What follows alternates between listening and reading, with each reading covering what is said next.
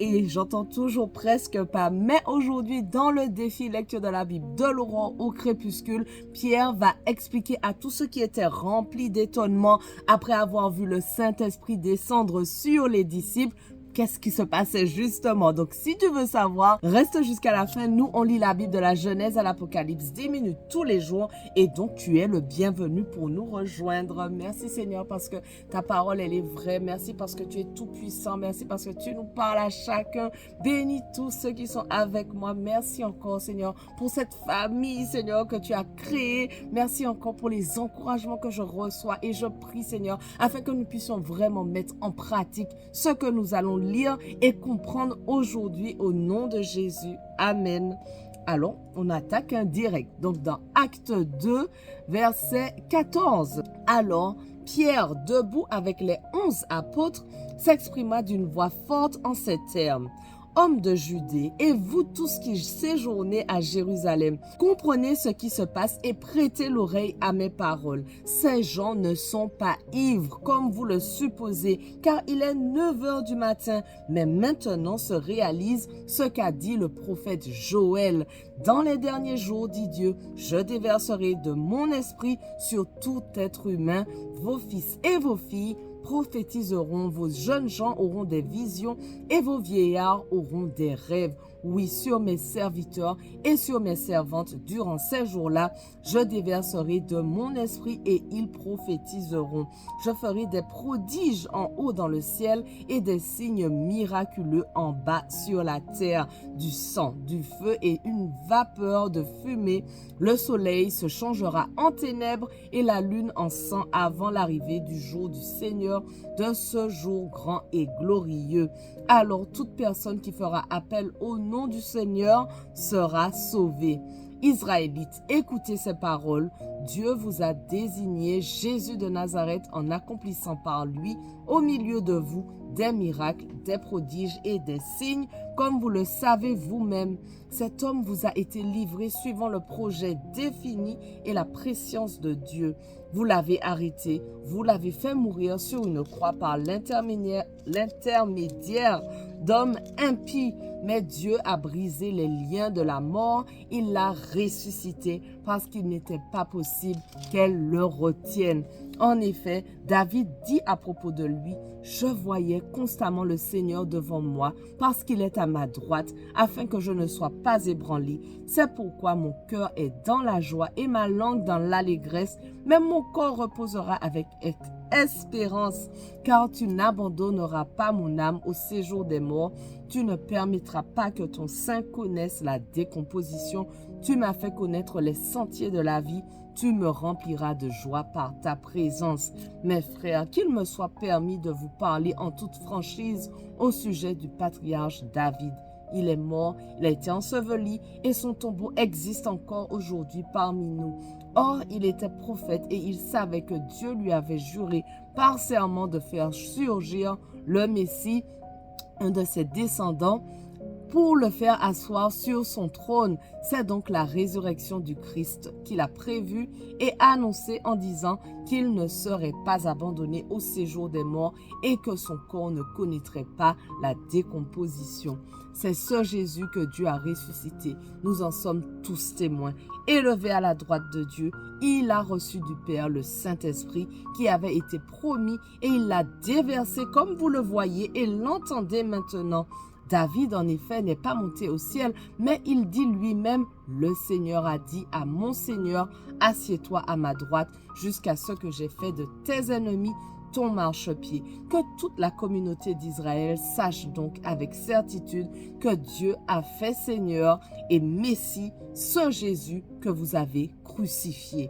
Après avoir entendu ce discours, ils eurent le cœur vivement touché et dirent à Pierre et aux autres apôtres, « Frères, que ferons-nous » Pierre leur dit, « Changez d'attitude et que chacun de vous soit baptisé au nom de Jésus-Christ pour le pardon de vos péchés et vous recevrez le don du Saint-Esprit. En effet, la promesse est pour vous, pour vos enfants et pour tous ceux qui sont au loin, eux en aussi grand nombre que le Seigneur notre Dieu les appellera. et par beaucoup d'autres paroles, il rendait témoignage et les encourageait en disant « Sauvez-vous de cette génération pervertie ». Ceux qui acceptèrent sa parole furent donc baptisés et ce jour-là, le nombre des disciples augmenta d'environ 3000 personnes.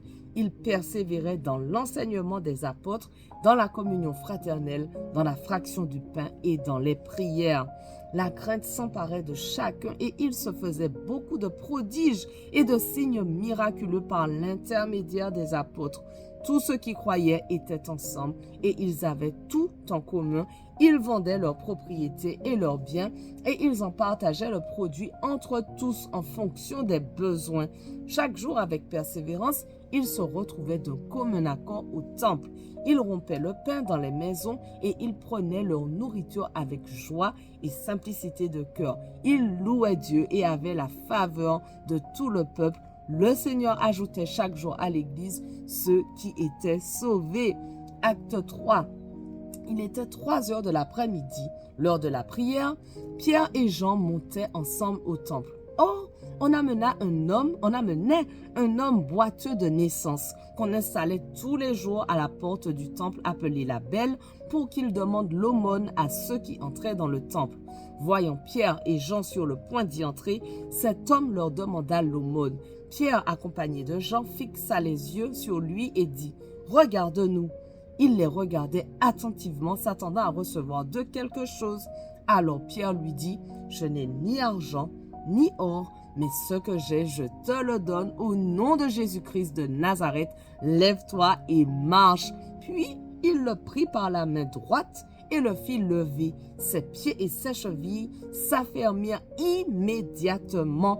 D'un bond, il fut debout et se mit à marcher. Il entra avec eux dans le temple, marchant, sautant et adressant des louanges à Dieu. Tout le peuple le vit marcher et louer Dieu. Il reconnaissait que c'était bien celui qui était assis à la belle porte du temple pour demander l'aumône et ils furent remplis d'étonnement et de stupeur à cause de ce qui lui était arrivé. Comme ils ne quittaient pas Pierre et Jean, tout le peuple stupéfait accourut vers eux au portique appelé portique de Salomon. Quand Pierre vit cela, il dit au peuple « Israélites, pourquoi vous étonnez-vous de ce qui s'est passé? Pourquoi fixez-vous les regards sur nous comme si c'était par notre propre puissance ou par notre piété que nous avions fait marcher cet homme?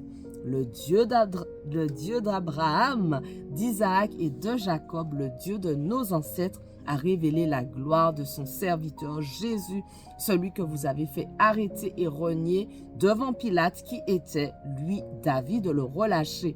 Mais vous avez renié celui qui était saint et juste et vous avez demandé qu'on vous accorde la grâce de meurtrier. Vous avez fait mourir le prince de la vie que Dieu a ressuscité. Nous en sommes témoins. C'est par la foi en son nom qu'il a raffermi celui que vous voyez et connaissez. C'est la foi en Jésus qui a donné à cet homme une entière guérison en présence de vous tous. Maintenant, frères, je sais que vous avez agi par ignorance, tout comme vos chefs, mais Dieu a ainsi accompli ce qu'il avait annoncé d'avance par la bouche de tous les prophètes, à savoir que son Messie devait souffrir. Changez donc d'attitude et convertissez-vous pour que vos péchés soient effacés. Alors, des temps de rafraîchissement viendront de la part du Seigneur et il enverra le Messie qui vous était destiné, Jésus. C'est lui que le ciel doit accueillir jusqu'au moment de la résurrection, de la restauration totale dont Dieu a parlé depuis longtemps par la bouche de tous ses saints prophètes. Moïse a dit, en effet, à nos ancêtres, le Seigneur votre Dieu fera surgir pour vous, parmi vos frères, un prophète comme moi. Vous l'écouterez dans tout ce qu'il vous dira. Et celui qui n'écoutera pas ce prophète sera exterminé du milieu du peuple. Tous les prophètes qui ont parlé depuis Samuel et ses successeurs ont aussi annoncé ces jours-là. Vous êtes les héritiers des prophètes de l'alliance que Dieu a conclue avec nos ancêtres en disant à Abraham, Toutes les familles de la terre seront bénies en ta descendance. C'est pour vous d'abord que Dieu a fait surgir son serviteur Jésus et il l'a envoyé pour vous bénir en détournant chacun de vous de ses mauvaises actions. Voilà, notre passage du jour touche déjà à sa fin, mais on continue dès demain. On ne lâche rien. Allez, sois béni.